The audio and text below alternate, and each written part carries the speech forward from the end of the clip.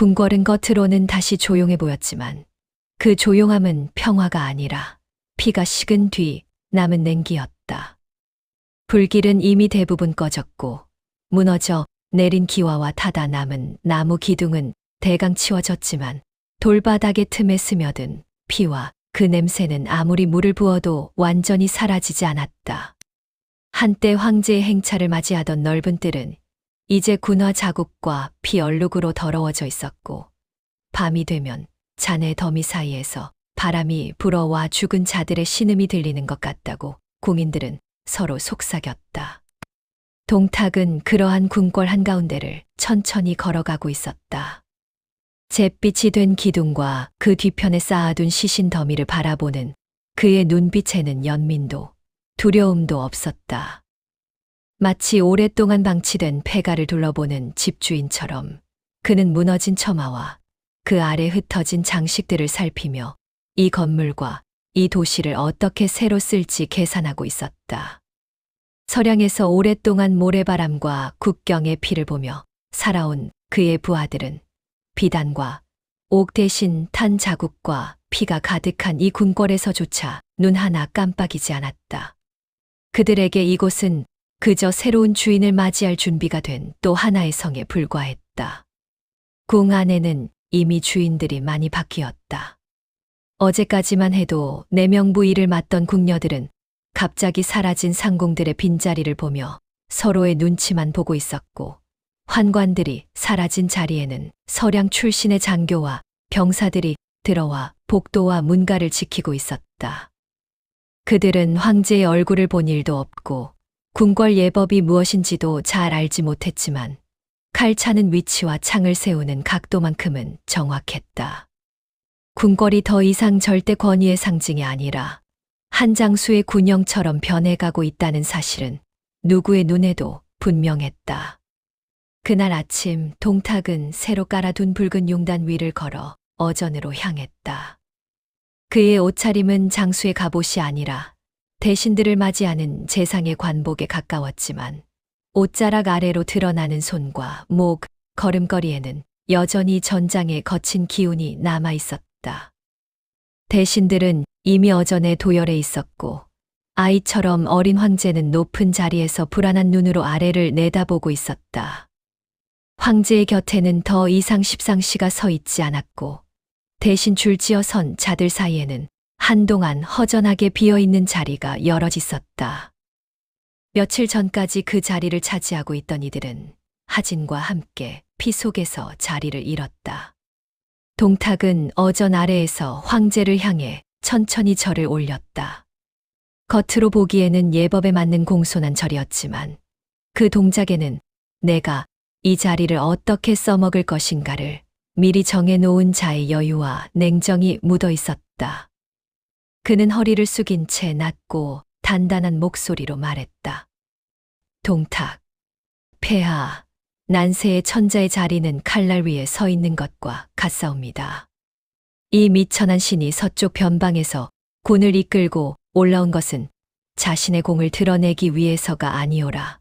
오로지 폐하를 지키고 나라를 붙들기 위함이옵니다. 황제는 그 말이 무섭기도 했고 동시에 안심도 되는 것 같았다.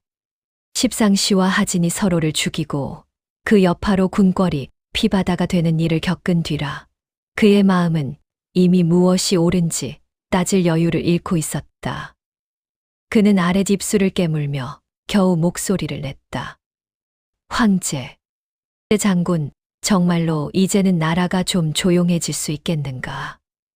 동탁은 고개를 들며 미소를 지었다. 그 미소는 입술만 웃고 눈은 조금도 웃지 않는 전형적인 약탈자의 미소였다. 동탁, 조용하게 만들 수는 있사옵니다. 폐하. 다만 그 조용함이 폐하께서 바라시는 평온인지 아니면 아무 말도 하지 못하는 공포인지 그건 세월이 지나면 알게 되겠지요. 허나 분명한 것은 지금 이 나라에는 강하게 누르는 손이 필요하다는 사실이옵니다. 그 손이 없다면 또 다른 환건이 일어나고 또 다른 반란이 들끓게 될 것이오. 그 말을 듣는 대신들의 표정은 제각각이었다. 어떤 이는 공감하는 얼굴을 하며 고개를 끄덕였고 어떤 이는 감히 고개를 들지 못한 채 눈만 굴리고 있었다. 어떤 이는 속으로만 저 손이 바로 그대 손이 아닌가라고 중얼거리며 등줄기에 식은땀을 흘렸다. 그러나 누구도 그 생각을 입 밖으로 내놓을 용기는 없었다. 하진과 십상시의 최후는 권력 투쟁에서 진 자가 어떤 결말을 맞는지 너무도 분명하게 보여주었기 때문이다. 회향이 끝난 후 대신들이 하나둘 물러나고 난 뒤에도 동탁은 한동안 빈 어전을 바라보고 서 있었다. 천자가 앉아있던 자리는 높았지만 그 자리에 앉은 어린 황제는 그 높이를 감당할 힘이 없다는 것이 누구의 눈에도 드러나 보였다. 동탁은 낮게 그러나 확실히 들리는 목소리로 혼잣말을 했다. 동탁, 황제가 저 자리에 앉은들 세상이 그 무게를 인정하지 않는다면 그 자리는 빈자리나 다름없이. 중요한 것은 누구 이름이 새겨져 있느냐가 아니라 누가 저 자리를 움직이느냐 하는 것이야. 그의 말은 공기 중으로 흩어졌지만 그 자리에 있던 몇몇 시종과 내관들은 그 말을 절대 잊을 수 없었다. 그들은 황제라는 두 글자와 동탁이라는 두 글자를 마음속에서 저울질하기 시작했고 조금씩 그 무게가 변하고 있다는 것을 느끼고 있었다. 그날 밤 궁궐의 한쪽에서는 황제가 혼자 남아 밤하늘을 올려다보고 있었다. 개혁이니 정국이니 하는 것은 그에게 아직 너무 어려운 말이었고 그의 머릿속에는 오직 두 가지 생각만 반복되고 있었다. 이제는 조금 안전해진 것일까? 그리고 다음에는 누가 나를 버리고 누가 나를 지킬까? 그는 아직도 하진이 죽던 날 피에 젖은 복도와 눈이 뒤집힌 채 바닥에 쓰러져 있던 환관들의 시체를 기억하고 있었다. 그 피 냄새는 향로를 아무리 피워도 사라지지 않았고 그 기억은 밤마다 그의 꿈을 뒤흔들었다. 황제는 조용히 속삭이듯 중얼거렸다. 황제, 모두들 나를 위해서라고 말했지. 환관도 하진도 동탁도 하지만 정말로 나를 위해 움직이는 자가 하나라도 있기는 한 것인가. 그의 말은 허공에 부딪혀 사라졌고 대답해 줄 자는 없었다. 동시에 궁 밖 어딘가에서는 또 다른 목소리가 전혀 다른 결심을 하고 있었다. 동탁은 별궁으로 돌아와 서류와 지도를 펴놓고 앉았다. 낙양을 중심으로 한 지도에는 각지의 군대 위치와 관문 이름이 적혀 있었고 황건 잔당이 여전히 웅크리고 있는 몇 곳의 이름도 표시되어 있었다. 그러나 그의 시선이 가장 오래 머무는 곳은 그런 군사 정보가 아니라 하북, 형주, 강동처럼 각지의 유력 가문과 세력이 자리 잡은 지역이었다. 그는 상상 속에서 지도를 접었다 폈다 하며 각 가문과 장수들의 머릿속을 들여다보는 것처럼 눈을 가늘게 떴다. 동탁 원소, 원술, 손견, 공손찬, 조조 모두들 나라를 걱정한다는 말을 입에 달고 살겠지. 하지만 결국 그들이 걱정하는 것은 자기 집안과 자기 깃발의 운명이야. 그들은 나를 두려워할 것이고 나를 미워할 것이고 언젠가 나를 베려고 칼을 들겠지. 그렇다면 누가 먼저 칼을 뽑느냐의 싸움이 되겠군. 그는 문득 웃으며 술잔을 들어 올렸다. 동탁 좋다. 천하가 다 나를 원수로 삼겠다면 나도 천하를 적으로 돌리겠다. 다만 내가 먼저 쓰러지느냐, 천하가 먼저 무너지느냐, 그 승부를 한번 겨뤄보자는 말이다. 술잔이 탁자 위에 내려앉는 소리가 유난히 크게 들렸다. 그 소리는 마치 이제부터는 피할 수 없는 싸움이 시작된다는 신호처럼 공기 중에 울렸다. 그 시기 낙양의 시장에서는 사람들의 입에 수많은 소문이 오르내렸다. 어떤 이는 동탁이 황제를 갈아치우려 한다더라고 속삭였고 어떤 이는 서쪽에서 데려온 군사들이 궁궐 안에서 함부로 칼을 휘두른다더라고 말했다. 또 어떤 이는 그래도 황건보다 낫지 않겠느냐. 적어도 길거리에 도적이 들끓지는 않지 않느냐고 말했고 그 옆에 사람은 도적이길 바랄 만큼 부드러운 칼은 아니다라고 중얼거렸다. 소문은 진실과 거짓을 섞어가며 퍼져나갔고 사람들의 마음에는 희미한 기대와 더 짙은 두려움이 동시에 쌓여갔다. 밤이면 여관의 촛불 아래에서 나그네들과 장사꾼들이 작은 목소리로 서로의 생각을 주고받았다. 나그네 1. 황건이 들고 일어났을 때만 해도 관리는 썩어도 나라라는 큰 그릇은 그대로일 줄 알았다네. 그런데 이제는 나라라는 그릇 자체가 금이 간 것 같지 않은가. 나그네 두 그릇에 금이 갔을 때는 본래라면 금 간 곳을 고치거나 새 그릇으로 바꿔야 하지. 그런데 지금은 금 간 그릇을 쥔 손이 더 거칠어졌으니 안에 담긴 우리 같은 사람들만 더덜커덜하겠지. 나그네 3. 듣자 하니 서쪽 군대 출신 장수들이 궁 안에서 높은 자리를 하나둘씩 차지하고 있다더군. 이름도 가문도 예법도 우리와 다르다네. 낙양이 아니게 되는 날도 올지 모르지.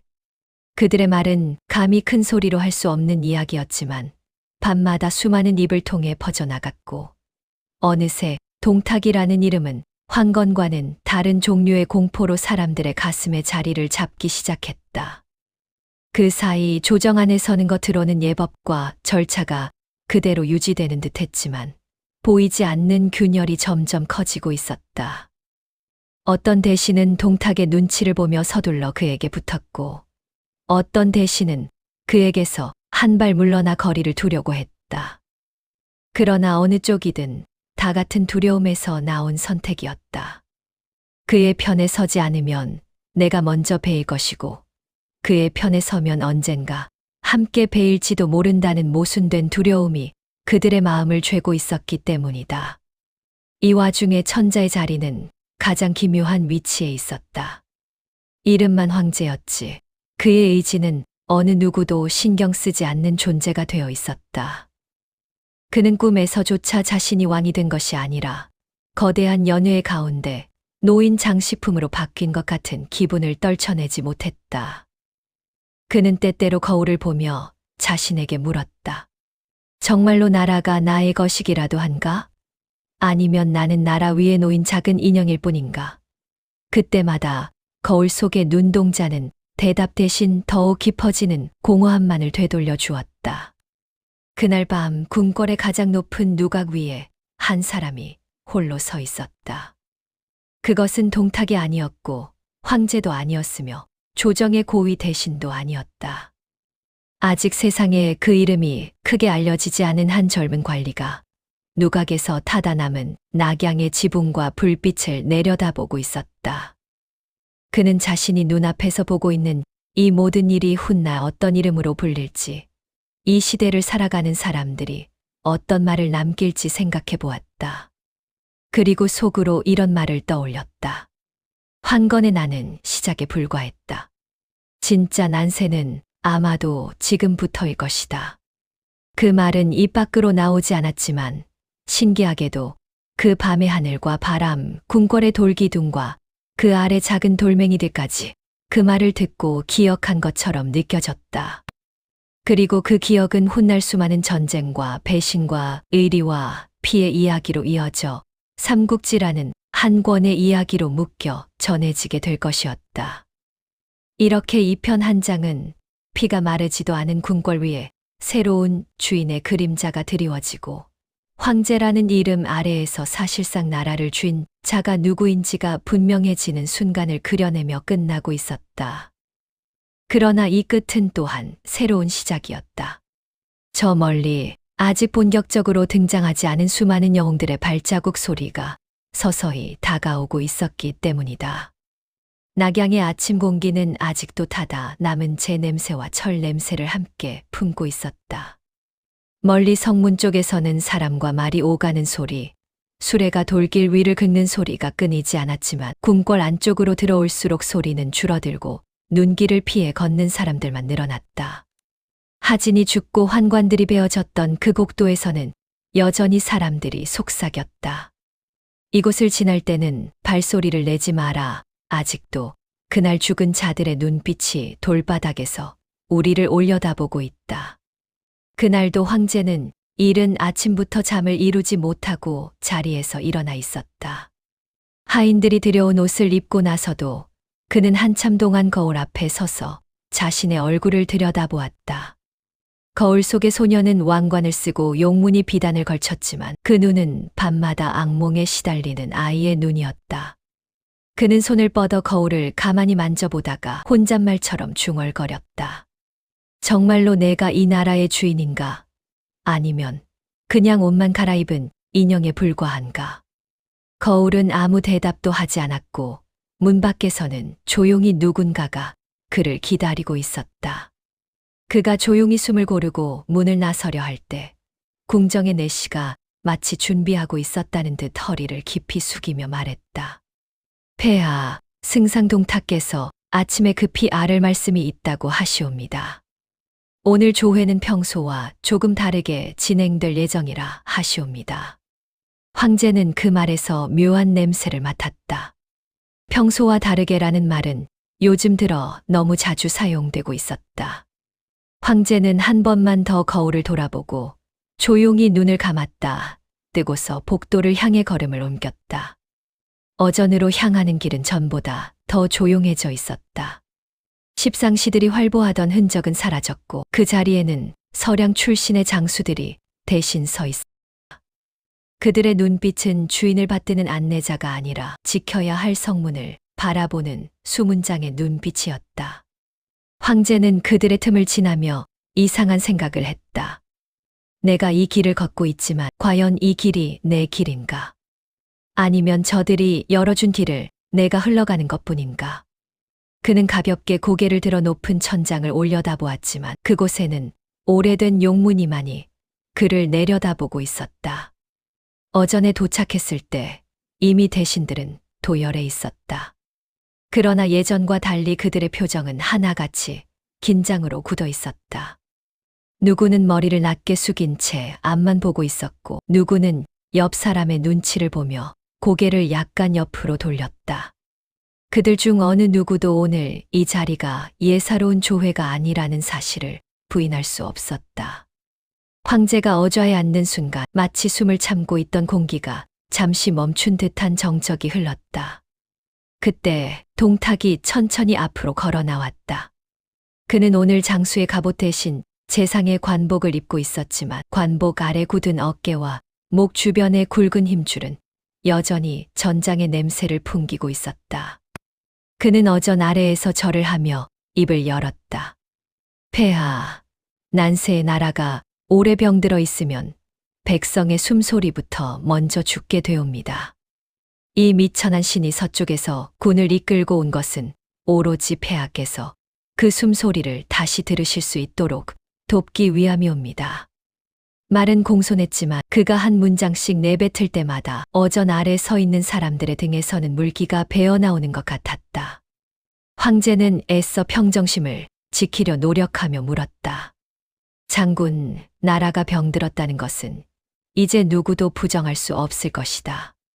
하지만 그대는 이미 난을 평정했고 궁궐도 다시 세우고 있다.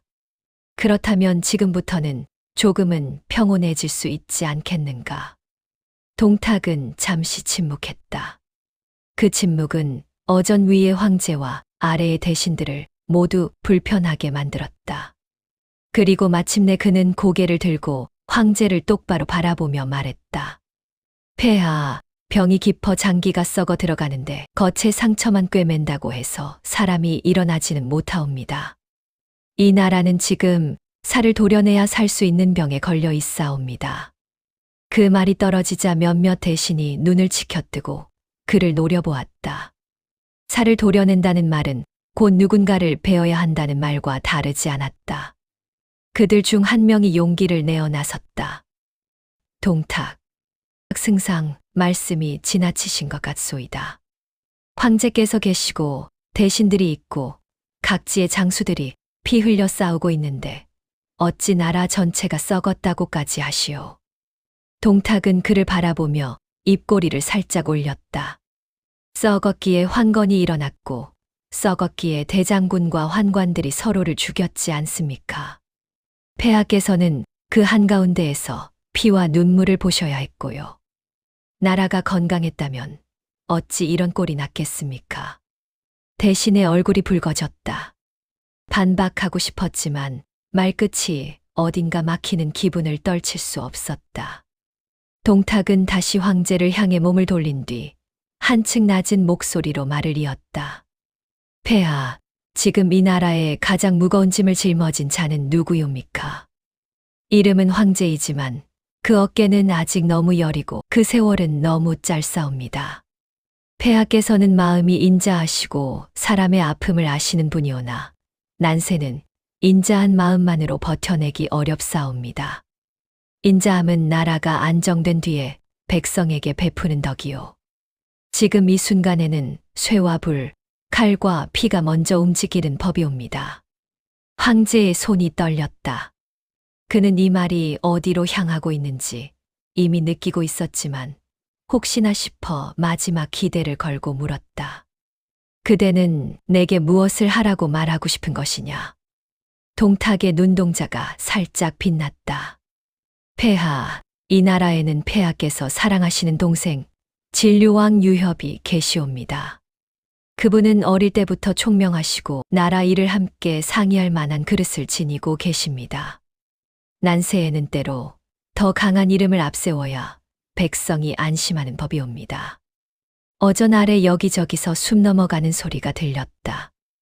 어떤 대신은 눈을 크게 뜨고 동탁을 노려보았고 어떤 이는 눈을 질끈 감고 고개를 숙였다. 누구나 그 말의 뜻을 알아들었다. 황제가 둘일 수는 없으니 하나는 물러나야 한다는 말과 다르지 않았다. 황제의 얼굴은 순식간에 창백해졌다. 그는 떨리는 입술을 가까스로 다물었다가 다시 연뒤 낮게 말했다. 그대 설마 나를 폐위시키겠다는 말이냐? 동탁은 이번에도 예의 바른 말투를 그대로 유지했다. 폐하를 폐위시킨다는 말은 감히 입에 담지 않겠사옵니다. 다만 폐하께서 스스로 나라를 위해 한 걸음 물러나신다면 이는 후세에 남을 큰 결단이 될 것이옵니다. 몸은 물러나시되 폐하의 이름과 피는 이 나라에 길이 남을 것이오니 어찌 이것이 단지 쫓겨나는 일이라 할 수 있겠사옵니까? 말은 그럴듯했다. 그러나 스스로 물러나라는 말은 곧 내가 원하면 어느 날이든 다시 밀어낼 수 있다는 선언과 다름 아니었다. 어전 한쪽에서 마침내 참지 못한 한 대신이 나섰다. 안 됩니다. 폐하께서 비록 나이가 어리시나 천자께서 이미 정해지셨고 조정과 백성이 이를 받들어 왔습니다. 어찌 한 장수가 칼을 쥐었다는 이유로 천자의 자리를 바꾸자고 입에 담을 수 있습니까? 그 목소리는 떨렸지만 그 떨림 속에는 분노와 절박함이 함께 섞여 있었다. 동탁은 그를 잠시 바라보다가 아무 말 없이 손가락을 가볍게 튕기듯 흔들었다. 순간 문 양쪽에 서 있던 서량 군사 둘이 앞으로 나섰다. 그 대신이 놀라 뒤를 돌아보기도 전에 군사 한 명이 그의 어깨를 거칠게 잡았고 다른 한 명이 칼집에서 칼을 빼들었다. 대신의 눈이 크게 뜨였다. 너희 감히라는 말을 끝내기도 전에 목덜미에 차가운 감촉이 스쳤고 곧이어 피가 붉은 선을 그리며 바닥으로 떨어졌다. 한동안 어전은 피방울 떨어지는 소리 외에는 아무 소리도 나지 않았다. 동탁이 입을 열었다. 난세의 입만 크고 팔은 들 줄 모르는 자는 나라의 짐이 될 뿐이니 병든 살을 도려내듯 베어내야 다른 살이 살아나겠지요. 폐하, 이것이 바로 제가 말씀드린 살을 도려내는 치료이옵니다. 그 말에 황제의 눈이 크게 흔들렸다. 그는 방금 전까지 자신의 편을 들여다 죽어간 그 대신의 얼굴을 떠올리며 숨이 목까지 차올랐다. 그의 안에서 무언가 부서지는 소리가 들리는 것 같았다. 황제는 그때 처음으로 자신이 이 자리에 앉아 있으면서도 아무것도 지켜줄 수 없다는 사실을 뼈저리게 깨닫고 있었다. 내가 황제인데도 내 앞에서 내 사람을 지키지 못했다. 그렇다면 나는 정말로 황제인가? 이 생각이 뇌리를 스치자 그의 입에서 나오는 말들은 점점 힘을 잃기 시작했다. 동탁은 황제를 향해 한 걸음 더 다가갔다. 군사들이 그가 어좌에 너무 가까이 가지 않도록 막아야 했지만 아무도 움직이지 않았다. 그들은 이제 이 궁궐의 진짜 주인이 누구인지 알고 있었기 때문이다. 동탁은 낮고 부드러운 목소리로 말했다. 폐하, 나라를 위해 한 몸 희생하겠다고 나선 자들이 천하에 얼마나 많았사옵니까? 그 중에서 황제의 자리에 앉은 채로 희생을 선택한 자는 거의 없사옵니다. 폐하께서 스스로 한 발 물러나신다면 이 난세에서 가장 위대한 이름으로 남으실 것이옵니다. 누가 감히 폐하의 그 결단을 손가락질하겠사옵니까? 그 말은 마치 지금 물러나면 영웅이 될 수 있다는 달콤한 독약 같았다. 황제는 눈을 감았다. 그 눈 속에는 어린 시절의 기억, 조금은 평온했던 날들의 궁중 풍경, 그리고 피에 젖은 복도와 칼에 맞아 쓰러진 하진의 모습이 뒤섞여 있었다. 그는 자신이 지키지 못한 모든 사람들의 얼굴이 겹쳐지는 것을 느끼며 조용히 말했다. 나라를 위해서라면 나 하나가 물러나는 것이 정말로 도움이 된다면 그렇게 하는 것이 옳은 것인가? 그의 목소리는 점점 작아졌고 마지막 말은 거의 들리지 않을 정도로 낮았다. 그러나 동탁의 귀에는 그 말이 너무도 또렷하게 들렸다. 그는 그 말에서 자신이 원하던 단어 하나를 뽑아냈다. 물러난다. 그것이면 충분했다. 그날 오후 칙령이 내려졌다. 황제가 몸이 편치 못하고 세월의 무게를 감당하기 어렵다 하여 스스로 자리를 사양하고 동생 진류왕에게 양위한다. 조정과 백성에게 전해진 말은 부드러운 표현으로 포장되어 있었지만 그 안에서 실제로 벌어진 일은 단 한 단어로 요약될 수 있었다. 폐위. 대신들 중 일부는 겉으로는 칙령을 받들며 절을 올렸지만 속으로는 치를 떨고 있었다. 오늘은 저 아이가 물러났지만 내일은 우리 중 누가 어떤 이유로 베어도 이상하지 않겠구나. 누군가는 이 일을 들으며 속으로 이미 결심을 굳혔다. 이 상태로 나라가 오래 버틸 수는 없다. 언젠가 누군가는 저자를 향해 칼을 들어야 한다. 새 황제로 옹립된 진류왕 유협은 처음에는 모든 것을 거부하고 싶었다. 그는 형이 물러난다는 소식을 듣자마자 어찌 그럴 수 있느냐, 나는 원하지 않는다라고 소리쳤다. 그러나 동탁의 말은 그에게도 결코 거절하기 쉬운 것이 아니었다. 나라가 무너지고 있는데 그대는 피만 핑계로 평생을 숨어 살겠소. 칭송받는 황제가 될지 비겁하게 도망친 왕족이 될지는 그대가 정하는 것이오. 진류왕의 가슴 깊은 곳에는 형과 다른 길을 걸을 수 있다는 유혹과 두려움이 뒤섞여 있었다. 그는 결국 옥좌 앞에 앉으며 내가 진정으로 왕이 되는 것인지 아니면 또 하나의 인형이 되는 것인지 스스로에게 물었지만 그 질문에 답을 줄 사람은 어느 누구도 없었다. 새 황제의 즉위식 날, 낙양의 하늘은 이상하리만큼 맑았다. 사람들은 새 황제의 이름이 적힌 깃발을 들고 거리를 지나가는 행렬을 구경했지만 그들의 얼굴에서는 예전과 같은 기대와 기쁨을 찾기 어려웠다. 이름이 바뀐다고 해서 우리 밥그릇이 늘어나는 것도 아니고 잡혀가던 사람이 풀려나는 것도 아니지 않느냐라는 중얼거림이 골목마다 흘렀다. 어린아이들은 단지 북소리와 깃발이 신기할 뿐이었고 어른들은 그 북소리가 언제 또 전쟁을 알리는 소리로 변할지 속으로 헤아리고 있었다. 그날 저녁 낙양에서 조금 떨어진 어느 길가 주막의 뒷마당에서 한 사내가 허리춤에 찬칼을 풀어 허리에 기대어 놓고 있었다. 그는 술잔도 입에 대지 않은 채 저 멀리 낙양 쪽 하늘을 바라보고 있었다. 그 하늘에는 어떤 축포도 어떤 연기도 보이지 않았지만 그는 마치 그곳에서 묵직한 소리가 들려오는 것처럼 귀를 기울이고 있었다. 그 사내가 바로 조조였다. 조조는 낮게 혼잣말을 했다. 황제가 둘이었다가 하나로 바뀌는 날, 사람들은 환호해야 정상이다.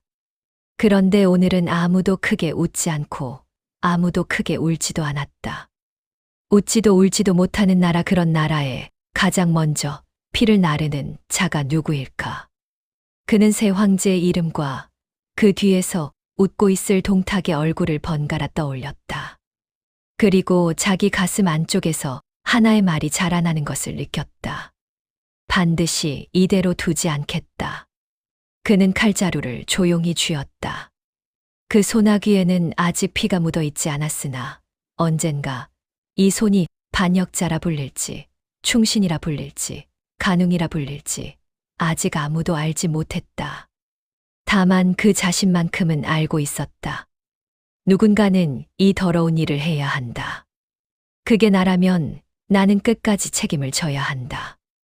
그날 밤 동탁은 궁궐 가장 깊은 곳에서 홀로 술을 마시고 있었다. 그는 새 황제가 앉은 옥좌를 떠올리며 마치 잘 길들여진 말 한 피를 떠올리듯 웃었다. 이제 그 자리는 내가 손을 얹고 밀기만 하면 어디로든 굴러가는 수레바퀴와 같구나. 그는 잔을 비우며 천천히 중얼거렸다. 천하 사람들은 오늘을 두고 언젠가 뭐라 말할까? 폭군의 시작이라 부를까? 아니면 난세의 불길이 진짜로 치솟기 전에 마지막으로 숨을 고른 날이라 부를까? 낙양의 하늘에는 별이 뜨기 시작했다. 빛은 작고 멀었지만 그 작고 먼 빛 하나하나가 훗날 수많은 영웅들의 눈을 담게 될 것이었다. 그 중에는 유비, 관우, 장비의 눈도, 조조와 손견, 원소와 공손찬의 눈도, 아직 이름조차 알려지지 않은 병사와 농부의 눈도 함께 섞여 있었다. 그들은 아직 서로를 보지 못하고 있었지만 난세라는 이름의 바람은 서서히 그들을 한자리로 모으고 있었다. 이렇게 이편두장은 이름만 바뀐 새 황제와 실질적인 권력자 동탁의 관계가 굳어지고 동시에 조조의 가슴 속에서 조용히 반동탁이라는 이름 없는 결심이 자라나는 순간을 길게 그리며 끝나고 있었다. 그리고 이 조용한 결심은 곧 천하 곳곳에서 불씨처럼 번져나가 반동탁 연합이라는 거대한 불길로 타오르게 될 준비를 하고 있었다. 낙양의 하늘은 겉으로 보기에는 평온해 보였다. 아침이 밝으면 성벽 위로 햇살이 비스듬히 내려왔고 상인들은 여전히 시장에서 좌판을 펼쳤으며 아이들은 그 사이를 뛰어다니며 장난을 쳤다. 그러나 조금만 귀를 기울이면 웃음소리 뒤편에서 낮게 깔린 한숨과 속삭임이 함께 섞여 있다는 것을 알 수 있었다. 누군가는 이렇게 말했다. 길거리에 도적은 줄었지만 궁궐 안에 더 큰 도적이 들어가 앉았다더라. 누군가는 주위를 살피며 대답했다. 쉬, 조심해라. 요즘은 벽에도 귀가 달렸다 한다. 궁궐 안쪽에서는 더 조용한 공포가 자라고 있었다. 동탁이 새 황제를 세우고 옛 황제를 물러나게 한 뒤로 조정의 공기는 눈에 보이지 않는 칼날로 가득 차 있었다. 겉으로는 예법과 의식이 그대로 이어졌지만 대신들은 한마디를 입 밖으로 내기 전에 먼저 자기 목덜미부터 떠올려 보아야 했다. 이 말을 했다가 내 머리가 저 복도 끝에 굴러가는 것은 아닐까. 그들이 가장 두려워한 것은 전쟁이 아니라 궁 안에서 아무 예고 없이 떨어지는 한 사람의 분노였다. 그 가운데 서 있는 조조는 누구보다 냉정한 눈으로 이 변화를 지켜보고 있었다. 그는 틈만 나면 궁궐의 복도와 뜰을 걸으며 새로 교체된 수문장들, 서량 출신 군사들의 배치, 동탁의 측근들이 드나드는 길을 유심히 살폈다. 많은 이들이 날아가 미쳐간다고 말할 때 조조는 속으로 딴 생각을 했다. 나라 같은 것은 애초에 사람들의 입에서만 존재하는 이름에 불과하다. 지금 이 궁궐과 이 도시는 한 사람의 손에서 다른 사람의 손으로 옮겨지고 있을 뿐이다. 그의 눈에는 동탁의 행보가 하나의 그림처럼 보였다. 살을 도려내고 말을 막고 자리를 바꾸고 군대를 입성시키고 황제를 갈아치우는 것. 이 모든 움직임은 한 방향을 향해 있었다. 모두를 두렵게 만들어 나 없이는 아무도 숨쉬지 못하게 만드는 것. 조조는 동탁이 사람들 앞에서 내뱉는 말들 속에서 그의 속마음을 읽었다. 난세에는 강한 자가 필요하다. 병든 살은 도려내야 한다. 이런 말들은 듣는 이로 하여금 어느 정도 고개를 끄덕이게 만드는 힘을 갖고 있었다. 그러나 조조는 알고 있었다.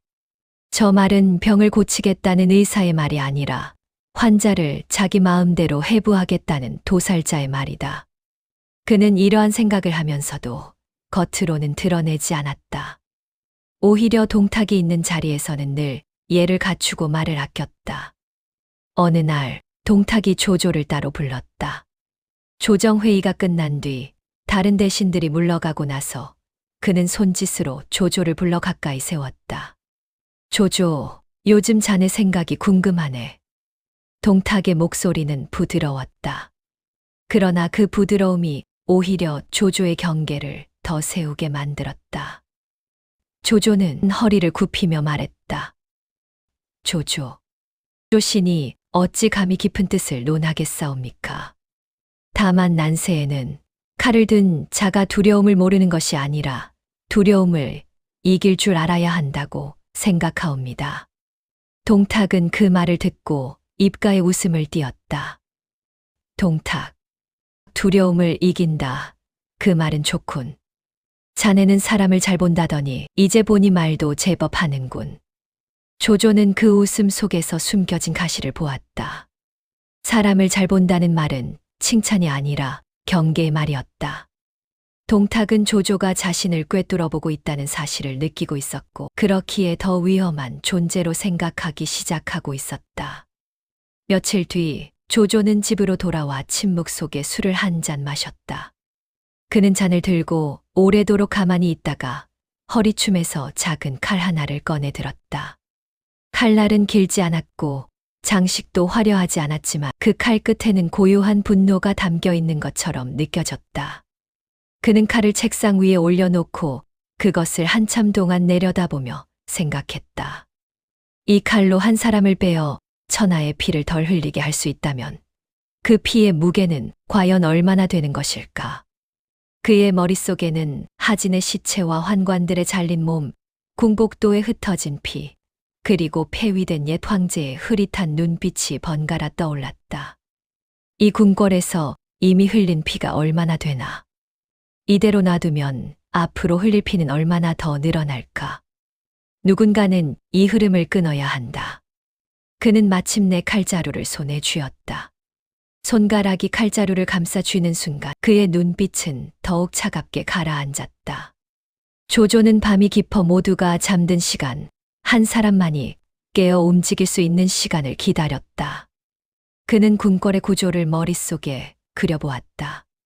동탁이 밤마다 술을 마시고 쉬는 방, 그 방으로 향하는 복도, 그 복도를 지키는 군사들의 위치. 그는 누구처럼 크게 칼을 휘두르며 반기를 들 생각은 없었다. 난세의 칼 한 자루가 1000명의 군사보다 나을 때가 있다. 그는 이 일을 누구와도 상의하지 않았다. 동맹도 공범도 증인도 필요하지 않았다. 이건 내 손으로 시작해서 내 손으로 끝내야 한다. 어둠이 궁궐 위로 내려앉았을 때 조조는 조용히 국문으로 향했다. 그가 신분을 밝히자 수문장은 문을 열어주었다. 이 밤에 어디로 가십니까? 질문에 조조는 짧게 대답했다. 조조. 승상께 드릴 말씀이 있어 들어간다. 군사들은 그를 막지 않았다. 동탁은 조조를 위험하게 느끼면서도 한편으로는 그의 재능을 탐내고 있었다. 저런 자를 내 옆에 두면 쓸모가 많겠지. 감히 칼을 들 생각은 하지 못할 것이다. 동탁은 조조를 그렇게 과소평가하고 있었다. 그러나 조조는 이미 마음속으로 길을 정해 놓고 있었다. 조조는 긴 복도를 따라 천천히 걸어갔다. 발걸음을 옮길 때마다 그의 귀에는 자기 심장 소리가 전쟁터의 북소리처럼 크게 들려왔다. 한 사람을 베어 세상을 바꾸겠다고 나서는 자들이여, 그 칼이 정말로 세상을 바꿀 수 있는지 먼저 내 마음을 살펴라. 그는 여러 번 자신에게 물었다. 나는 지금 천하를 위해 이 칼을 드는가? 아니면 내 마음속 분노를 풀기 위해 드는가? 그 질문에 대한 대답은 완전히 정리되지 않았지만 한 가지는 분명했다. 이 칼을 들지 않으면 앞으로도 수많은 피를 보는 일을 계속 지켜봐야 한다. 동탁이 머무는 침전 근처에 다다랐을 때 조조는 잠시 걸음을 멈췄다. 문 밖에는 서량군사 둘이 서 있었지만 그는 그들에게 자연스럽게 다가가 말했다. 조조, 승상께서 아직 깨어 계신가? 급히 상의드릴 일이 있어 왔다. 군사들은 서로의 얼굴을 잠시 쳐다보더니 한 사람이 고개를 끄덕이며 말했다. 오늘 승상께서 술을 많이 드시고 일찍 누우셨소. 그러나 조조가 왔다면 아마 싫어하지는 않으실 것이오. 조조는 얇은 미소를 지어 보였다. 조조, 그러면 내가 살며시 뵙고 나오겠다. 깨어 계시든 아니시든 짧게 말씀만 드리고 나올 것이니 굳이 깨우지 말도록 하라. 군사들은 그 말에 깊게 생각하지 못했다. 그들에게 조조는 지금까지 군문과 조정에서 인정받는 관리였고 동탁이 따로 불러 상의하는 인물 중 하나였다. 이 정도 사람이라면 마음대로 드나들 수 있겠지라는 생각이 그들의 경계를 흔들었다. 조조는 문 앞에서 한 번 더 숨을 고르고 손에 쥔 작은 칼을 넓은 소매 안으로 깊숙이 숨겼다. 손바닥에는 식은땀이 맺혔다. 지금 이 문을 열면 나는 더 이상 예전의 조조가 아니다. 그는 그 사실을 알고 있었다. 문틈을 조금 열자 안쪽에서는 꺼져가는 등잔불의 희미한 빛과 함께 술과 기름 냄새가 섞인 묵직한 공기가 흘러나왔다. 동탁은 넓은 침상에 기대어 앉아 있었고 옆에는 비스듬히 놓인 술병과 비어있는 잔들이 널려 있었다. 그의 갑옷은 벗겨져 한쪽에 걸려 있었고 옷고름은 느슨하게 풀려 있었다. 그러나 그런 상태에서도 그의 몸에서는 여전히 건드리면 죽는다는 기운이 흘러나오는 듯했다. 동탁은 반쯤 감긴 눈으로 조조를 바라보며 말했다. 동탁, 이 밤중에 무슨 일인가, 조조. 난 요즘 밤에 잠을 제대로 자보지 못했는데 설마 나에게 좋은 꿈을 가져다 주러 온 것은 아니겠지. 조조는 자세를 낮추며 다가갔다. 조조, 승상, 난세의 꿈이라는 것이 어디 있겠습니까? 모두들 악몽 속에서 깨어날 틈도 없이 또 다른 악몽을 맞이할 뿐이지요. 신이 이 밤에 찾아온 것은 승상께서 궁궐과 나라를 위해 품고 계신 깊은 뜻을 조금이나마 듣고 싶어서이옵니다. 동탁은 코웃음을 쳤다. 동탁, 내 뜻이라 자네도 알지 않나. 이 나라를 내 손으로 다시 쥐겠다. 그것뿐이지. 어차피 이것저것 예를 차려 말할 필요도 없지 않은가. 힘을 쥔 자가 세상을 정하고 힘을 놓친 자가 역사가 되어버리는 것. 그 간단한 이치를 자네만큼은 잘 알 줄 알았는데. 조조는 그 말을 들으며 천천히 동탁 쪽으로 더 다가갔다. 거리가 좁혀질수록 그의 소매 안에 숨겨진 칼의 무게가 더 무겁게 느껴졌다. 그는 마치 술자리 대화를 이어가는 것처럼 목소리를 낮추고 말했다. 조조. 승상, 그 말씀을 들으니 한 가지 생각이 떠오릅니다. 세상을 정하는 자와 역사가 되는 자, 그 둘 사이에는 무엇이 있을까요? 누군가는 뒤에서 글을 쓰고 누군가는 앞에서 피를 흘리겠지요. 그렇다면 승상께서는 어느 쪽에 자신의 이름을 남기고 싶으십니까? 동탁은 그 질문을 흥미롭게 여긴 듯 잔을 들고 천천히 흔들었다. 동탁, 나는 내 이름을 피와 연기 사이에 남기고 싶다.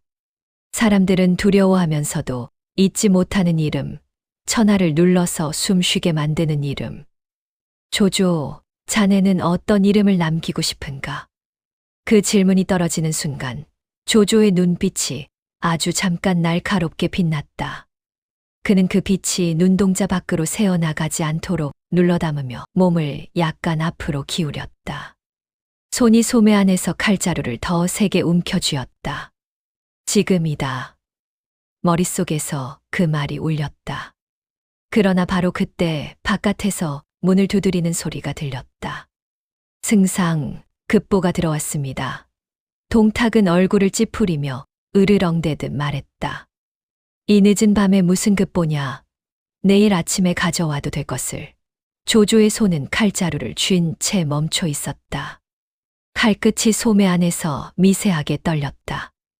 문의 틈 사이로 들리는 목소리가 다시 이어졌다. 서쪽 변경에서 싸움이 벌어졌다는 소식입니다. 적이 어디에서 나타났는지 아직 정확히 알 수 없다는 보고가. 동탁은 크게 한숨을 내쉬며 잔을 내려놓았다. 동탁, 이놈의 세상은 사람을 술 한 잔 편히 마시지도 못하게 하는구나. 조조, 얘기는 여기까지다. 나중에 다시 하지. 자네도 얼른 들어가 쉬게.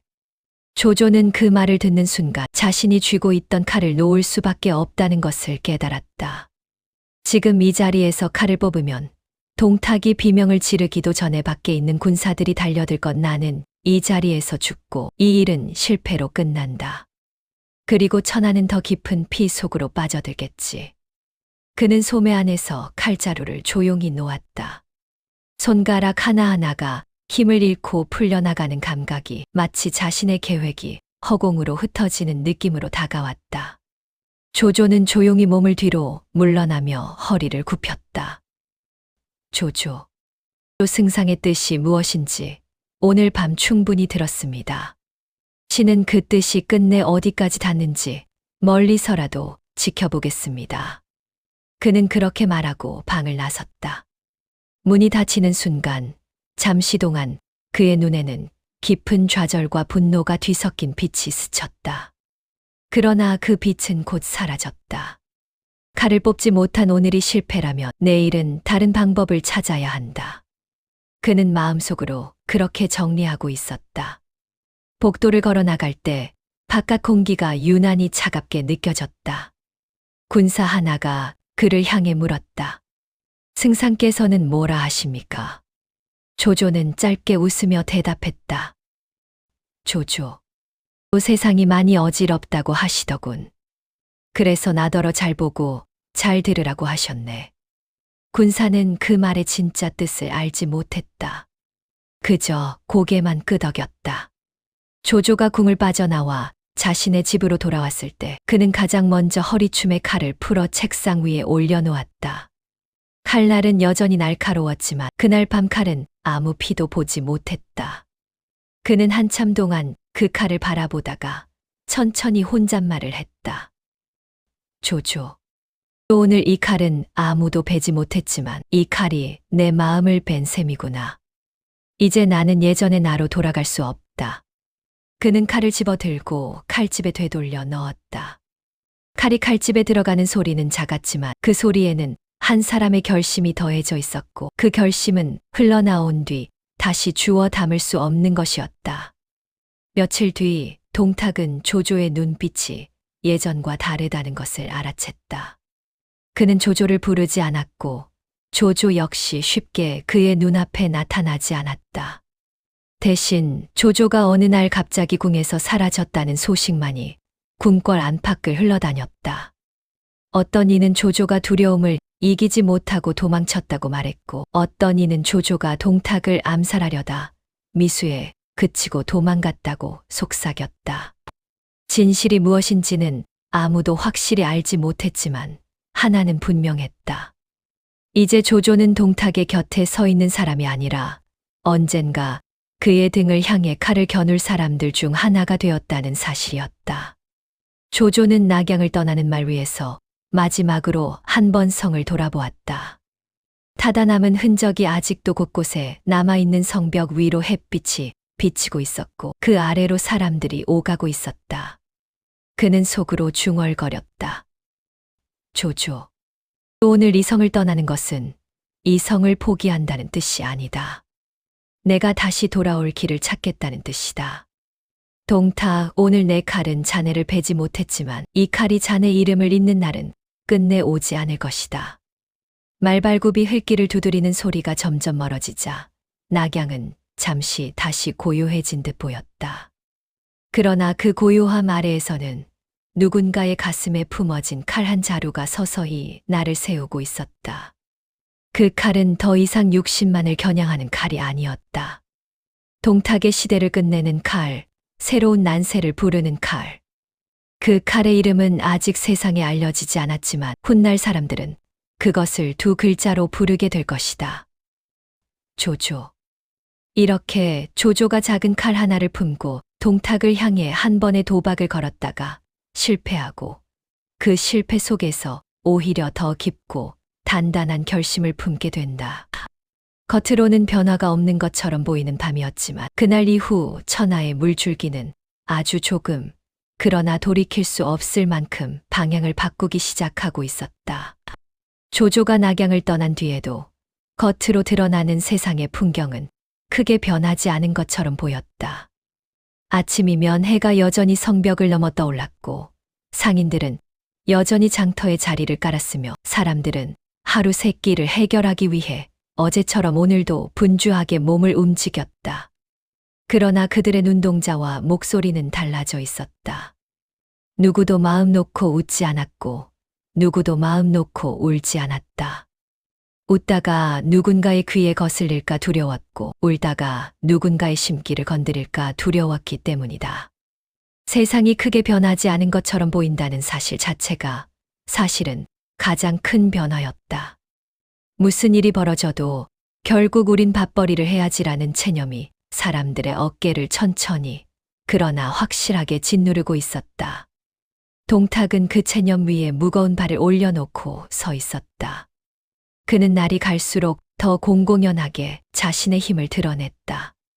처음에는 난세를 수습하는 장수의 얼굴로 조정에 나타났지만 이제는 나라를 주무르는 주인의 태도로 황제와 대신들을 내려다보고 있었다.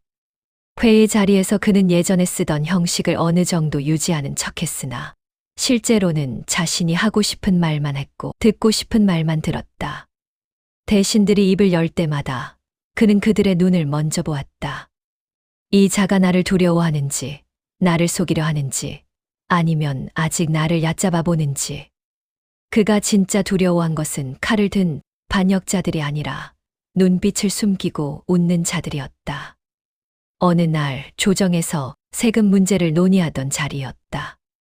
서쪽과 남쪽 일부 지방에서 부역과 세금이 지나치다는 탄원이 올라왔고 일부 관리들이 민원이 누적되고 있다며 조심스럽게 보고를 올렸다. 한 관리가 떨리는 목소리로 말했다. 승상, 백성들이 이미 황건의 난과 전쟁으로 굶주리고 있사온데 부역을 더 늘리고 세금을 거두면 곳곳에서 더 큰 원성이 쌓일까 두렵사옵니다. 잠시 숨을 고르게 한 뒤에 다시 거두어도 늦지 않지 않겠사옵니까? 그는 말하는 내내 눈을 들지 못했다. 자신의 말이 어느 선까지 허용되는지 가늠할 수 없었기 때문이다. 동탁은 그의 말을 끝까지 듣고 나서 천천히 물었다. 그리고 관리는 잠시 머뭇거리다가 덧붙였다. 그리고 곳곳에서 이미 공공연하게 승상과 조정을 원망하는 말이 돌고 있다 하옵니다.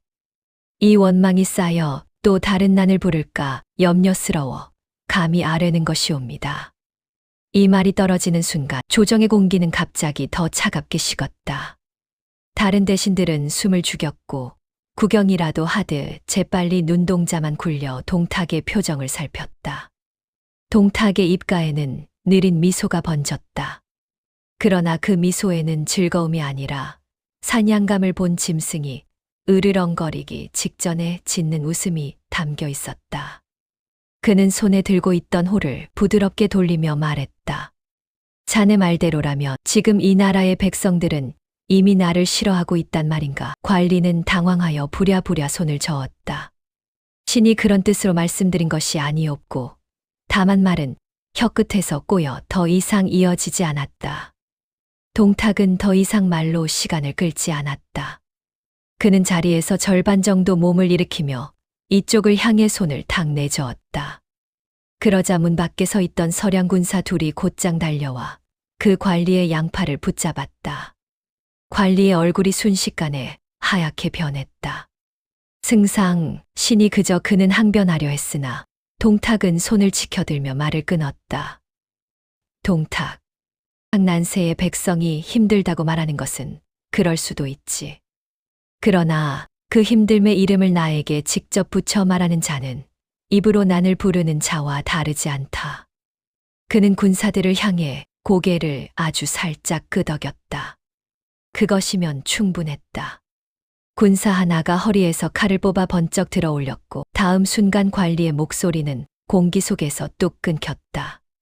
피가 어전 바닥으로 튀어 번졌다. 피방울은 왕좌 아래까지 흘러내렸고 그것을 지켜보던 황제는 본능적으로 발을 조금 뒤로 뺐다. 그러나 이미 그의 옷자락 끝에는 붉은 점이 묻어 있었다. 동탁은 마치 아무 일도 일어나지 않은 것처럼 다시 자리에 앉아 옷자락을 정리했다. 동탁. 자, 이제 다시 세금 이야기를 해보지. 나라를 일으키려면 피와 돈이 필요하다. 피는 이미 충분히 흘렸으니 이제 돈을 모아야 하지 않겠나. 이 간단한 이치를 이해하지 못하는 자는 이 자리에 앉아 있을 자격이 없다. 그 말에 아무도 대답하지 못했다. 누군가는 손에 쥔 붓을 꼭 쥐고 있었고 누군가는 흘러내리려는 땀을 소매로 슬쩍 닦았다. 그들은 하나같이 다음은 혹시 내 차례가 아닐까라는 생각을 품고 있었지만 그런 생각을 했다는 사실을 들키지 않기 위해 더욱 몸을 움츠렸다. 그 무렵 궁 밖의 낙양은 겉으로는 평소와 다름없이 돌아가고 있었다. 그러나 골목과 여관, 우물가와 장터 뒤편, 사람들이 모이는 곳마다 낮은 목소리가 떠돌았다. 조조가 도망갔다더라. 동탁을 찌르려다 실패에 도망쳤다는 말도 있고 겁을 먹고 도망쳤다는 말도 있다더라. 사람들은 진실을 알 수 없었지만 한 가지 사실은 모두가 알고 있었다. 동탁을 향해 처음으로 칼을 들려 했던 자가 있었다. 그 사실 하나만으로도 그들의 가슴 한구석에는 희미한 불씨가 피어올랐다. 조조의 이름은 비난과 조롱과 기대 속에서 동시에 회자되었다. 누군가는 겁쟁이라고 욕했고 누군가는 그래도 한 번은 칼을 들었으니 나중에 또 들 수도 있지 않겠느냐고 말했다. 어느 쪽이든 그들은 이제 동탁을 어떻게 해야 하는가라는 질문을 마음속에서 떨쳐낼 수 없게 되었다. 그 질문이 바로 천하의 물줄기를 돌리는 첫 번째 갈라짐이었다. 한편 낙양에서 멀리 떨어진 어느 전장 근처에서 유비는 다른 풍경을 바라보고 있었다. 그는 아직 동탁의 궁궐을 본 적도 낙양의 피비린내 나는 사건들을 직접 겪은 적도 없었다. 그러나 전쟁터를 떠돌며 들려오는 소식들을 통해 그는 천천히 머릿속에 하나의 그림을 그리고 있었다. 황건이 쓰러지고 하진이 죽고 환관이 베이고 동탁이 들어와 황제를 바꾸고 조조가 떠났다. 이 모든 소식은 싸움터와 싸움터 사이, 군막과 군막 사이를 오가는 짧은 대화에서 흘러나왔다. 그날도 전투가 끝난 뒤 유비는 부상자들의 상태를 살피기 위해 군막 사이를 돌아다니고 있었다. 피 냄새와 약초 냄새가 섞여 있는 그 길 위에서 장비가 큰 소리로 욕을 내뱉으며 다가왔다. 장비, 이 형님 또 싸우러 와서 또 피나 보고 또 죽은 사람 묻고 세상이 왜 이 모양입니까? 황건이 끝나면 좀 나아질 줄 알았는데 이제는 황건보다 더한 놈이 황제 옆에 붙어 나라를 쥐고 흔든다 한다니 듣기만 해도 속이 뒤집힙니다. 관우는 장비보다 한 발 뒤에서 조용히 걸어오고 있었다. 그의 얼굴에는 분노 대신 깊은 생각이 드리워져 있었다. 관우. 소문이 모두 진실인지까지는 알 수 없지만 동탁이 황제를 갈아치우고 조정을 피로 물들였다는 말은 여러 곳에서 같은 모양으로 들려오고 있습니다. 한 사람의 이름이 여러 입에서 똑같이 흉하게 들린다는 것은 대개 그냥 만들어진 소문만은 아니지요. 유비는 두 사람의 말을 들으며 천천히 말을 꺼냈다. 유비. 이 황건이 들고 일어났을 때 사람들은 썩은 조정이 이런 난을 불렀다고 했다. 이제 황건이 거의 사라진 마당에 다시 새로운 이름이 사람들을 괴롭히고 있다면 병든 것은 난이 아니라 나라의 뿌리일지도 모른다. 장비는 그렇게 말하는 유비를 보며 목소리를 높였다. 장비. 그렇다면 형님, 우리도 동탁을 향해 칼을 들어야 하지 않겠습니까? 세상이 이렇게 뒤집혀 있는데 계속 여기서만 싸우고 있을 겁니까? 관우는 장비의 말에 고개를 살짝 끄덕였다. 관우. 세상을 뒤흔드는 자를 향해 칼을 드는 것. 그것이 의라면 의이겠지요. 다만 문제는 우리가 지금 어느 자리에 서 있는지입니다. 이름 없는 장수가 이름 큰 자의 목을 노리려면 그 앞에 먼저 넘어야 할 산들이 많지요. 유비는 잠시 하늘을 올려다보았다. 땅은 피와 먼지로 더러워져 있었지만 하늘은 여전히 넓고 푸르렀다. 그는 그 하늘 아래에서 자신이 얼마나 작은 존재인지 잘 알고 있었다. 하지만 동시에 그 작은 존재에게도 할 수 있는 일이 있다는 것을 믿고 있었다. 유비. 지금 우리가 할 수 있는 일은 눈앞의 싸움에서 도망치지 않는 것이다. 황건이든 동탁이든 누군가 사람들을 괴롭힌다면 언젠가는 그 이름을 향해 칼을 들 기회가 올 것이다. 그때 우리가 구부정한 허리와 떨리는 손을 가진 채 서 있을지 아니면 곧은 허리에 흔들리지 않는 손을 가진 채 서 있을지 그건 지금 우리가 싸우는 방식에 달려 있다. 장비는 여전히 성질을 죽이지 못한 채 씩씩거렸지만 유비의 말에 딱히 되받아칠 말을 찾지 못했다. 관우는 조용히 미소를 지으며 말했다. 관우, 형님의 말씀대로라면 우리는 지금 칼을 갈고 있는 셈입니다. 아직은 저 멀리 있지만 언젠가 동탁이 있는 그 자리에서 의를 말할 수 있을 만큼 우리 자신부터 변해야겠지요. 그날 밤 유비는 군막 안에서 혼자 조용히 앉아 있었다. 밖에서는 바람이 천막을 스치고 있었고 멀리서 부상 병사의 신음소리가 간간이 들려왔다. 그는 손에 쥔 칼을 내려다보며 생각했다. 내 칼은 여태껏 굶주린 자와 억울한 자를 위해서라 생각하고 휘둘러 왔다. 하지만 앞으로는 보다 큰 이름을 향해 이 칼을 들어야 할지도 모르겠다. 그는 그 생각이 허황된 야심인지 아니면 피할 수 없는 책임인지 분간할 수 없었다. 다만 한 가지는 확실했다. 이 세상이 이대로 가도록 내버려 두면 언젠가는 우리가 지키려 했던 것들까지 모두 잿더미가 되고 말 것이다. 유비가 그렇게 고민하고 있을 즈음 낙양에서는 또 다른 결정이 내려지고 있었다. 동탁은 낙양이 마음에 들지 않았다. 불타고 무너진 성벽과 흉한 기억이 가득한 궁궐, 곳곳에서 그를 원망하는 눈빛들이 가시지 않는 도시. 그는 주변 사람들에게 이렇게 말했다. 이 도시는 이미 피와 재로 물들었다. 나는 깨끗한 자리에서 새 시대를 시작하고 싶다. 겉으로는 그럴듯한 말이었지만 실제로는 그를 탐탁지 않게 여기는 명문가들과 기존 세력들을 떼어내기 위한 술책이었다. 동탁은 수도를 서쪽 장안으로 옮기겠다는 뜻을 공공연히 드러내기 시작했다. 장안은 산이 둘러싸고 있어 방어에 좋고 서쪽의 병력도 가까워 관리하기 편하다는 이유가 붙었지만 대신들 중 상당수는 알고 있었다. 장안으로 가면 동탁의 군대가 훨씬 더 든든한 등 뒤가 생기고 낙양의 세력들은 그에게서 더 멀어지게 된다는 것을. 그러나 겉으로 그 이유를 캐묻거나 반대의 목소리를 크게 내는 자는 거의 없었다. 이미 여러 번 누군가의 목이 어전 바닥을 굴러가는 모습을 본 뒤라 사람들의 경계심은 신중함이 아니라 침묵으로 굳어져 있었다.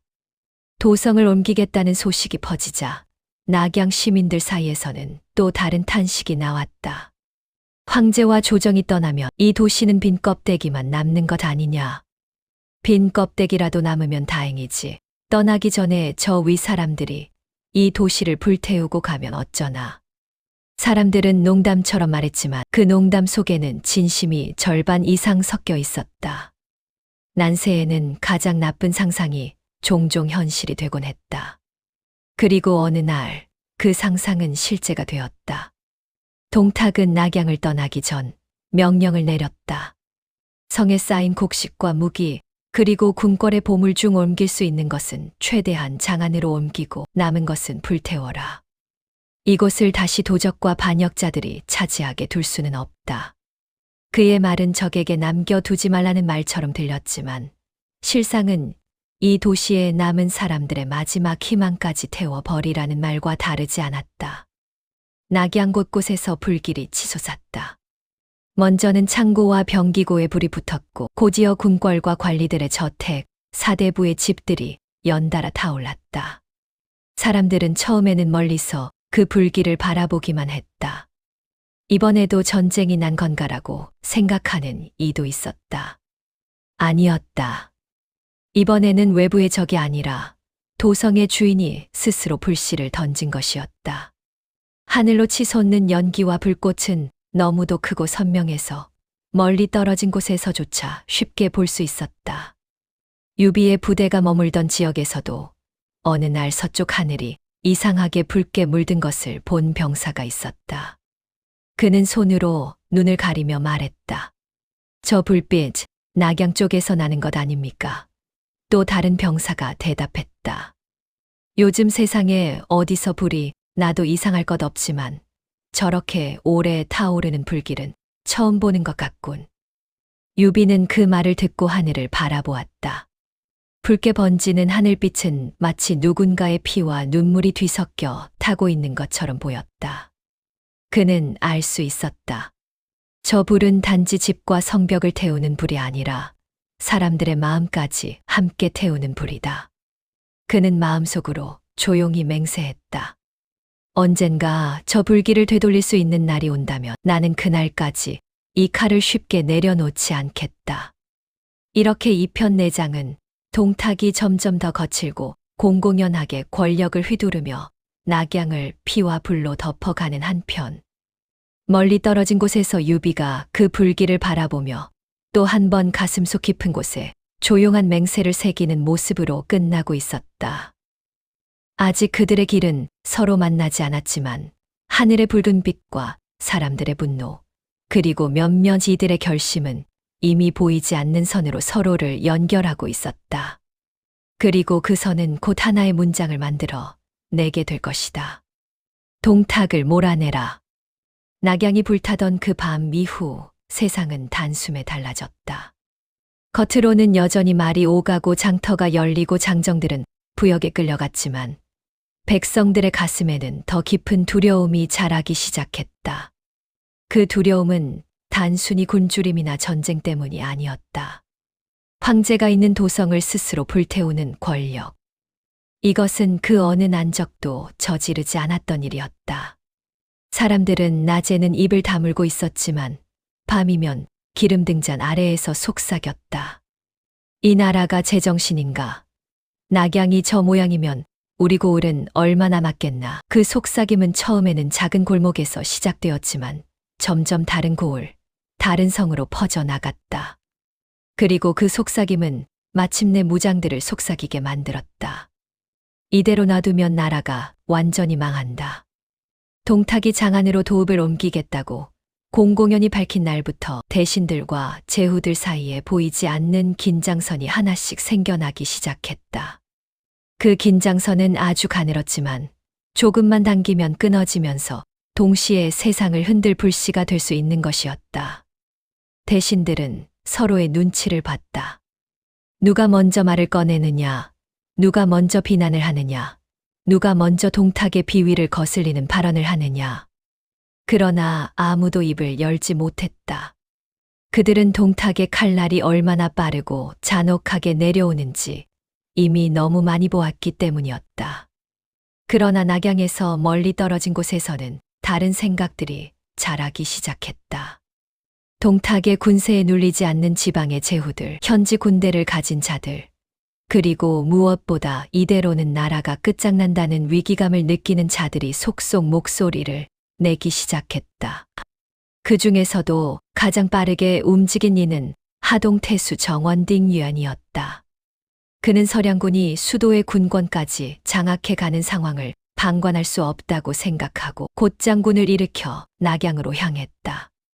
정원은 원래 강직하고 청렴한 인물로 이름이 나 있었고 백성들 사이에서는 의롭다는 평을 듣는 장수였다. 정원은 비록 동탁과 같은 거대한 군세를 갖추고 있지는 않았지만 동탁이 황제를 능멸하고 나라를 뒤집었다는 명분을 손에 쥐고 있었다. 그는 길을 나서며 가까운 제후들에게 편지를 보냈다. 서량의 동탁이 스스로 난을 일으켜 황제를 바꾸니 이는 천하를 어지럽히는 대형무도한 죄입니다. 의로운 자는 일어나 나라를 바로잡아야 합니다.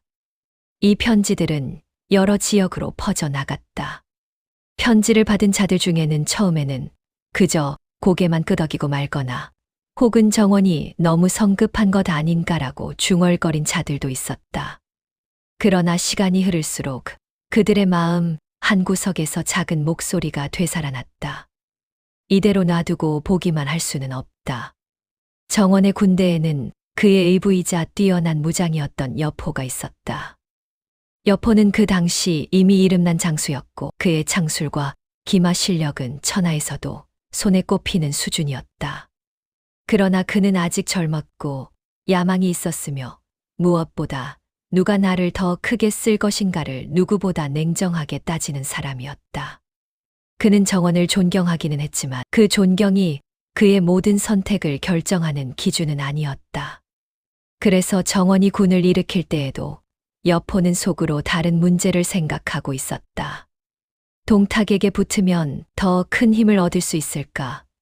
아니면 정원에게 붙어 의를 따르는 것이 바른 길인가? 그의 마음 한가운데에는 충성과 의리보다 날카로운 현실 계산이 자리 잡고 있었다.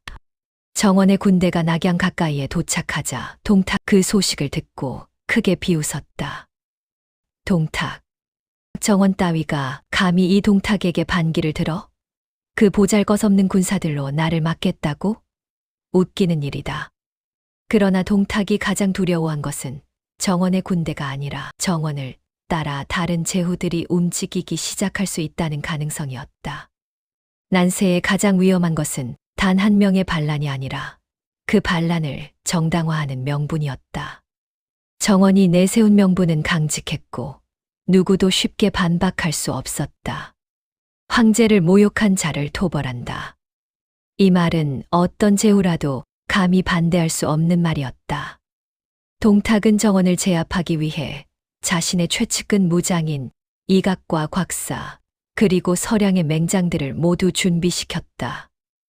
그러나 그보다 먼저 움직인 이는 뜻밖에도 여포였다. 여포는 어느 날 밤 홀로 생각에 잠겼다.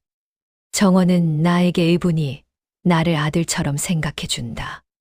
하지만 나라 전체를 흔드는 싸움이 벌어지려 하는 이때 나는 정원의 아들이기만 할 것인가. 그는 자신의 창을 곁에 두고 한참을 바라보았다. 창끝이 어두운 등불 아래에서 천천히 빛났다. 그 빛은 마치 그에게 속삭이는 듯했다. 너처럼 큰 힘을 가진 자가 남의 깃발 아래에서 작은 일만 할성 싶으냐. 그날 밤 여포는 정원의 천막으로 향했다. 정원은 늦은 시각에도 군사 배치를 확인하며 지도를 들여다보고 있었다. 여포가 들어오자 그는 반가운 표정으로 말했다. 여포, 너도 느끼고 있겠지. 지금은 나라가 큰 결단을 필요로 하는 때다. 우리가 움직여야 사람들 마음속의 두려움이 사라진다. 여포는 입술을 굳게 다물고 있었다. 그의 얼굴은 어두운 그림자에 가려 정확한 표정을 읽기 어려웠다. 정원 내가 나와 함께 싸워준다면 천하 어디라도 두렵지 않다. 너같이 큰 힘을 가진 자는 앞장서 나라를 지켜야 한다. 여포의 눈동자가 잠시 흔들렸다. 그는 정원의 말 속에서 나라를 위해 싸워라는 의로운 뜻을 느껴야 했지만 그 말 속에서 자신이 바라는 미래의 그림은 보이지 않았다. 나라를 위해 싸워라는 말은 옳았다. 그러나 그 말은 그에게 너는 내 곁에 있으라는 말로 들렸다. 잠시의 침묵 끝에 여포는 조용히 무릎을 꿇었다. 여포 의부님, 저는 큰 결정을 내렸습니다. 정원은 미소를 지으며 여포의 어깨를 잡았다. 정원 그래, 너도 성인이 되었으니 스스로 판단해야겠지. 그 결정을 말해보아라. 그러나 그 다음 순간 여포의 손은 칼자루를 움켜쥐고 있었다. 칼은 번개처럼 빠르게 뽑혀 나왔다. 정원은 놀라서 몸을 뒤로 물렸지만 이미 늦었다. 칼끝은 그의 가슴을 깊게 파고들었다. 정원의 눈은 믿지 못하는 빛으로 커졌다. 정원, 여포 너. 여포는 칼을 잡은 손을 떨며 입술을 깨물었다. 여포, 의부님, 죄송합니다. 저는 제 길을 가야 합니다. 정원의 몸이 천천히 무너져 내렸다. 피가 천막 바닥을 적셨고 그 피는 여포의 발목에 닿았다. 그 따뜻한 감촉이 여포의 마음을 잠시 흔들었지만 그는 스스로에게 말했다. 지금 물러서면 나는 작은 장수로 끝난다. 동탁에게 붙으면 천하의 문이 열릴 것이다.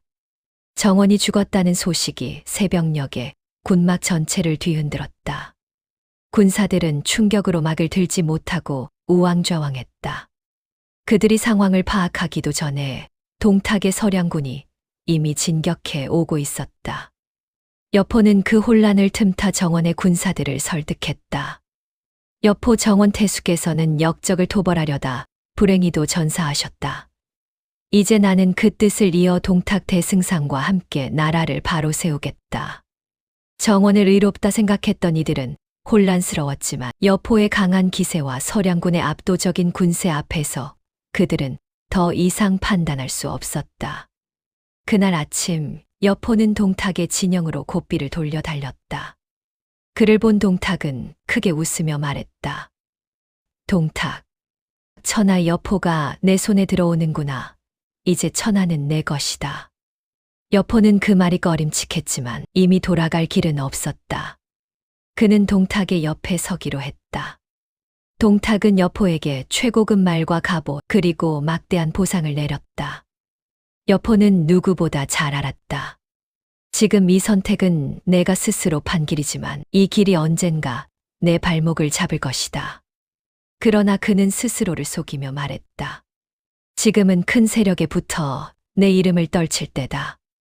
정원이 죽고 여포가 동탁의 편으로 돌아서자 정원을 중심으로 모이려 했던 초기 반동탁 움직임은 크게 흔들렸다. 그러나 이 사건이 역설적으로 더 큰 움직임을 낳았다. 여포마저 동탁에게 넘어갔다는 소식은 전체 제후들을 분노하게 만들었다. 그들은 서로 서신을 주고받기 시작했고 그 서신의 마지막 줄에는 같은 문장이 적혀 있었다.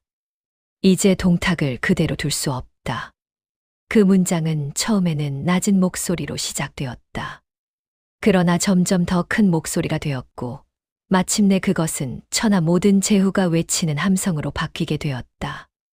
그리고 그 함성은 곧 하나의 이름으로 모였다. 반동탁연합군. 하나둘 모이는 제후들의 이름은 결코 가벼운 이름들이 아니었다. 하남의 원수, 하북의 원술, 복양의 공손찬, 남양의 육, 강하의 황주, 그리고 이름은 작지만 마음은 큰 유비까지. 그들의 마음은 모두 같지는 않았다. 누구는 진정 나라를 위해, 누구는 동탁이 두렵기 때문에, 누구는 자신의 명성을 넓히기 위해, 누구는 다른 제후들을 견제하기 위해, 그리고 또 누구는 이 난세에서 나도 한 자리 차지해야 한다고 생각했기 때문에 움직였다. 그러나 어떤 이유로 모였든 그들이 모여 하나의 깃발을 들었다는 사실은 변하지 않았다. 그 깃발 위에는 단 한 글자가 적혀 있었다. 동탁을 친다.